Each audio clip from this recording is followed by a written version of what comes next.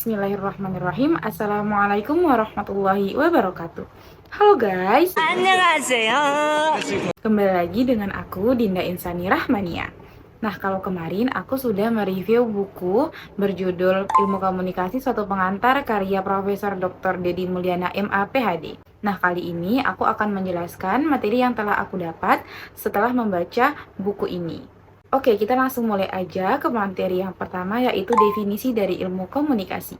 Nah, komunikasi merupakan suatu proses di mana seseorang ataupun beberapa kelompok mereka itu menciptakan dan menggunakan informasi agar terhubung dengan lingkungan maupun orang lain. Pada umumnya, komunikasi ini dilakukan secara lisan atau verbal agar dimengerti oleh kedua belah pihak, yaitu oleh komunikator dan komunikannya. Komunikasi pada dasarnya merupakan suatu proses yang mencakup 6 unsur, yaitu yang pertama ada komunikator. Komunikator ini menjelaskan siapa sih yang menyampaikan pesan tersebut. Lalu yang kedua ada pesan atau message. Nah, pesan ini apa sih yang disampaikan oleh komunikator kepada sang penerima?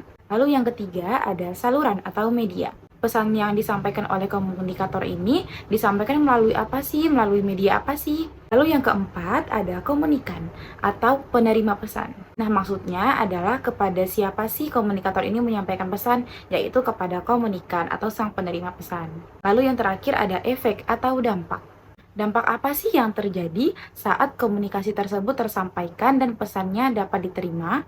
Nah, kalau tadi aku udah menjelaskan tentang definisi dan unsur-unsur komunikasi, sekarang aku mau jelasin sedikit tentang persepsi dari ilmu komunikasi. Dr. Dedi Mulyana menyampaikan bahwa persepsi itu merupakan inti dari komunikasi, yang dimana persepsi itu merupakan suatu proses yang didahului oleh proses penginderaan. Nah, dari perkataan Dr. Dedi Mulyana tadi, dapat kita simpulkan nih, bahwa persepsi itu merupakan pengorganisasian atau penginterpretasian terhadap stimulus yang diinderanya merupakan sesuatu yang berarti, dan merupakan respon yang integrated dalam diri suatu individu. Nah, di persepsi ini terdapat dua macam, yaitu yang pertama ada persepsi lingkungan fisik. Persepsi terhadap objek atau lingkungan fisik merupakan proses penafsiran terhadap objek-objek yang tidak bernyawa di sekitar kita. Contohnya pada saat kita mendengar suara seseorang yang intonasinya itu tinggi, pasti persepsi orang atau anggapan orang berbeda-beda. Ada yang beranggapan bahwa orang tersebut sedang marah, lalu ada yang beranggapan bahwa orang tersebut sedang menunjukkan sikap tegasnya, ataupun banyak persepsi-persepsi yang lainnya. Lalu persepsi yang kedua ada persepsi sosial. Persepsi sosial ini mempelajari gimana sih kesimpulan atau impression kita kepada orang lain.